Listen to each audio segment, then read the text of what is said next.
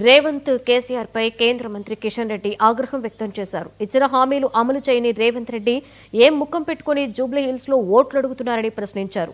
అటు కేసీఆర్ పాలనలో పేదలకు డబుల్ బెడ్రూమ్ ఇళ్లు రాలేదు, కానీ ఆయన కుటుంబీకులు ఫామ్ హౌస్లు కట్టుకున్నారని విమర్శించారు.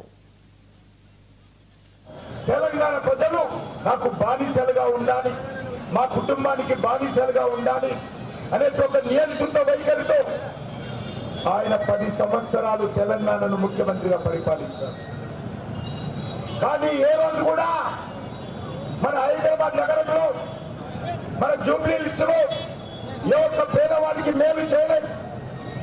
ఆయనంతా కూడా బంగారు తెలంగాణ చేస్తానని చెప్పి కేసీఆర్ మాత్రము బంగారు కుటుంబాన్ని చేసుకున్నాడు. మార్పు పేరు మీద అధికారంలోకి వచ్చింది కాంగ్రెస్ పార్టీ, కానీ నిజమైనటువంటి మార్పు తెలంగాణలో రాలేదు. బీఆర్ఎస్ జెండాపై కాంగ్రెస్ జెండా వచ్చింది, కేసీఆర్ పోయి రేవంత్ రెడ్డి వచ్చింది తప్ప తెలంగాణ ప్రజల జీవితాలలో మార్పు రాలేదు.